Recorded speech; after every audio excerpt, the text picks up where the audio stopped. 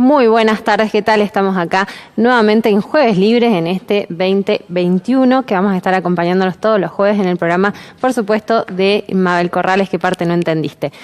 Hoy vamos a estar hablando un poquito, analizando la situación, como bien decía Mabel, en relación a las mujeres, en relación a la violencia que se vive lamentablemente todavía, y bueno, estamos próximos a lo que va a ser el 8 de marzo, una fecha que se conmemora el Día de la Mujer Trabajadora, y la verdad que bueno, tenemos que decir que van a haber diferentes actividades en relación a esta situación de violencia que se acrecienta y que pareciera ser que no tiene fin.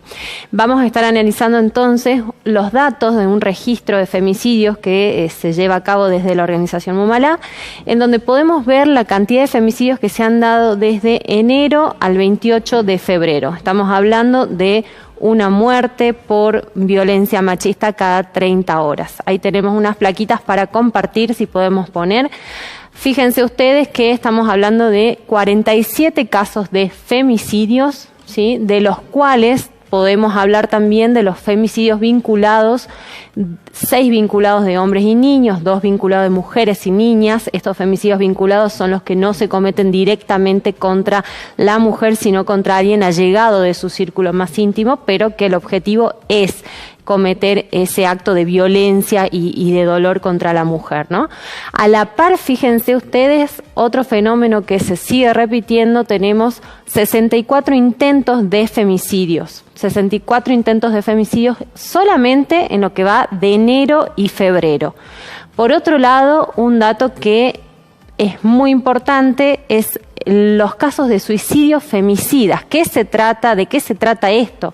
Son los casos en los cuales se puede detectar que estas mujeres, en este caso 3 casos que se dieron, han llegado a esta situación de suicidio producto de una violencia que venían sufriendo sistemática de género, ¿no?, por parte de alguna pareja o expareja. Son estos casos entonces que se han podido detectar también, que tal vez en otro momento pasan desapercibidos como un suicidio más, pero analizando un poco los antecedentes, analizando que ya había situaciones de violencia previa y otros datos más, se puede detectar que son casos de suicidios femicidas, ¿sí? Ahí tenemos otra plaquita para poder seguir analizando los datos de este registro nacional de femicidios, en donde podemos ver que 9 de cada 10 femicidios fueron cometidos por parte de algún conocido de la víctima, ¿sí?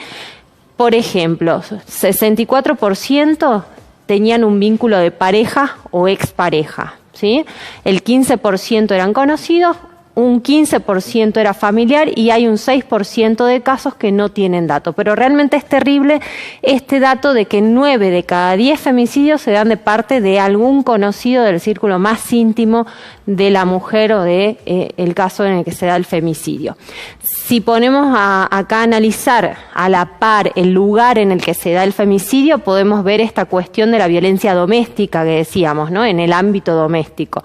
El 70% de los casos se dio en la vivienda, ya sea de la víctima o compartida con el femicida, ¿no? Un dato terrible que no cambia, digamos, esta tendencia que se viene dando ya hace un par de años, ¿no?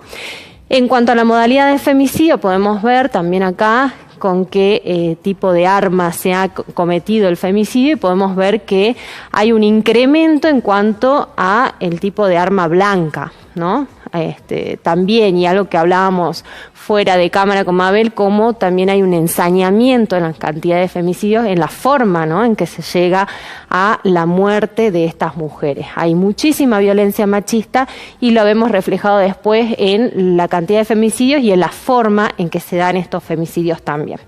Tenemos otra plaquita para mostrarles, que es dato terrible, la cantidad de niños, niñas y adolescentes que en 2 meses de lo que va este año se quedaron sin su mamá. Son 55 los casos, ¿no? Un caso, un tema terrible, porque hablamos de estos daños colaterales, ¿no?, que quedan después de los casos de femicidios, lamentablemente. 55 niños, niñas y adolescentes se quedaron sin su madre. Podemos ver otra plaquita con los datos para tener en cuenta, y acá un dato que ha tenido mucha relevancia este último tiempo a raíz de un caso muy conocido y muy repudiable, el caso de Úrsula, se acordarán ustedes, en el cual estuvo involucrado en el femicidio un personal de las fuerzas de seguridad, ¿no? Fíjense ustedes que acá, en estos casos que hemos mencionado, en los 47 casos de femicidio, tenemos un 17% de estos casos estuvo involucrado alguien de las fuerzas de seguridad, pertenecían a las fuerzas de seguridad.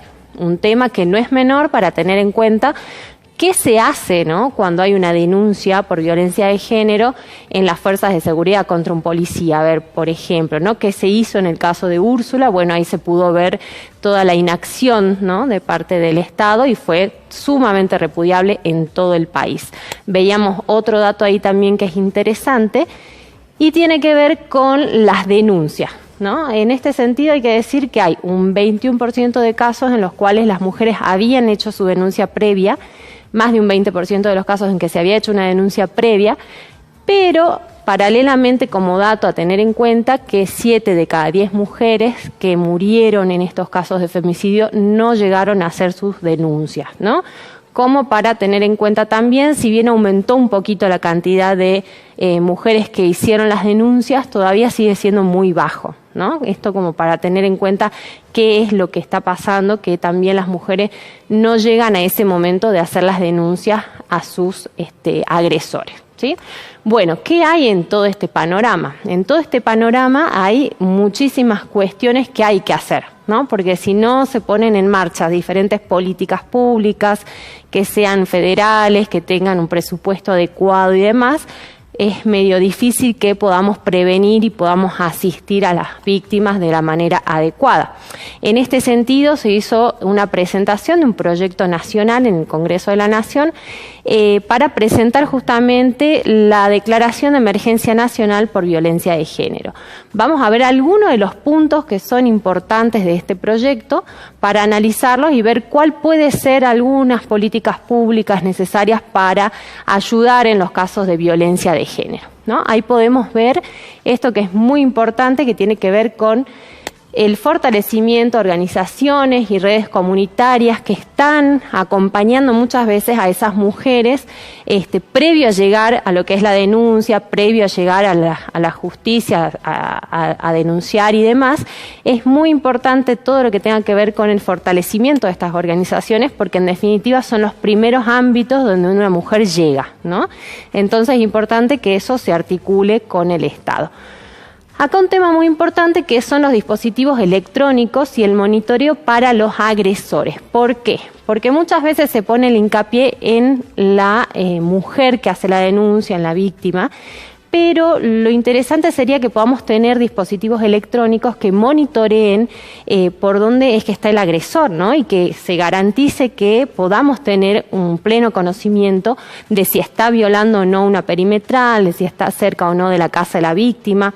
¿Sí? Esto requiere de un recurso económico importante para poder comprar esos dispositivos electrónicos, ¿sí? Entonces esto también como un punto importante para monitorear a los agresores y poner el foco ahí. Pasemos a la otra plaquita. Bueno, esto que no es menor, una asistencia económica a víctimas y familiares de femicidio, sobre todo en el tema de las víctimas, teniendo en cuenta que, bueno, muchas mujeres les cuesta salir de estas zonas de violencia, de estos círculos de violencia, producto de que no tienen esa autonomía económica para poder salir de ese lugar, ¿no? Entonces muchas veces cuesta tomar la decisión, bueno, sabemos todo lo que implica si tenemos nuestros hijos, si no sabemos a dónde ir, si no sabemos qué va a pasar después, en el después, ¿no? Bueno, esto es muy importante, algún tipo de asistencia que le permita recuperar esa autonomía económica y que pueda tener los suficientes recursos económicos para continuar con su vida, ¿no? Este es un punto muy, muy importante. Tenemos otra plaquita por ahí. A ver si... Bueno, el tema de la plena aplicación de la ley Micaela y la educación sexual integral. La problemática de la violencia de género sabemos que tiene sus raíces que son culturales, ¿no? Tiene que ver plenamente con el tema de cómo reproducimos diferentes conductas machistas, y en este sentido es muy importante cómo trabajamos desde la educación. Es algo en lo que se viene insistiendo muchísimo y tiene que ver con la plena implementación de la educación sexual integral, con esta perspectiva de género, donde podamos hacer todo un trabajo de repensar los roles que ejercemos en la sociedad, las situaciones de desigualdad que se viven, ¿no?, en lo cotidiano entre varones, entre mujeres, cómo esto genera situaciones de violencia, cómo esto se da además desde las más tempranas relaciones y vínculos afectivos, sexoafectivos. Entonces, bueno, ahí la importancia de la vigencia de la educación sexual integral, que además hay que decir que también en todo lo que ha sido el año pasado y con todo el contexto complejo que hemos tenido de COVID y demás, seguramente hay que hacer un monitoreo de cómo ha sido su aplicación también en las escuelas con la modalidad a distancia y demás, ¿no? Y la ley Micaela, que como sabemos es una ley que lo que viene a exigir es que todos los funcionarios públicos estén capacitados en lo que tiene que ver con la violencia de género, para justamente poder detectarla, prevenirla y además tener una sensibilización especial en torno a estos temas, ¿no? Si no, después nos pasa que tenemos fallos judiciales que revictimizan a las víctimas, tenemos espacios a donde se van a hacer las denuncias y tal vez no son atendidas las víctimas de la manera correcta. Entonces es muy importante hacer hincapié en que esta ley Micaela se aplique también en todos los poderes del Estado y que se garantice también, sobre todo, una reflexión en torno a estos temas, ¿no? También esto es muy importante, que entender que no se acaba con una sola capacitación, un solo día que vamos a capacitarnos, ¿no? Requiere de toda una implementación en lo cotidiano de otra mirada respecto a lo que son las relaciones de género, la violencia machista y demás, ¿no? Acá algo muy importante que tiene que ver, por último, con un registro único de situaciones de violencia de género, para que pueda haber un mejor monitoreo y también poder no revictimizar justamente a la víctima. Pongo de ejemplo que hay veces que las causas van por distintos lugares, digamos, en cuanto a la justicia, y tenemos situaciones en las cuales hubo violencia de género, pero a la vez al tratar sobre los temas de alimentos, se termina juntando o queriendo juntar a la víctima con el agresor. Bueno, esto es porque si tuviésemos tal vez esta cuestión de poder unir todas estas causas, sería algo que estarían mucho más monitoreado y no debería de suceder, ¿no? Y por último, a lo que es fundamental para hacer todo lo que venimos viendo como puntos importantes, es un mayor presupuesto. ¿Para qué? Justamente para la aplicación de estas leyes y un mayor cantidad de recursos humanos. Es fundamental aumentar los recursos humanos porque vemos que la violencia, lejos de mermar, se acrecenta, ¿no? Y tenemos tantísimos casos que implica que tengamos recursos humanos para poder acompañar. Estamos hablando de abogados, de psicólogos, trabajadores sociales. Cada caso es único, ¿sí? Cada caso es único y cada caso requiere de un buen tiempo de acompañamiento también.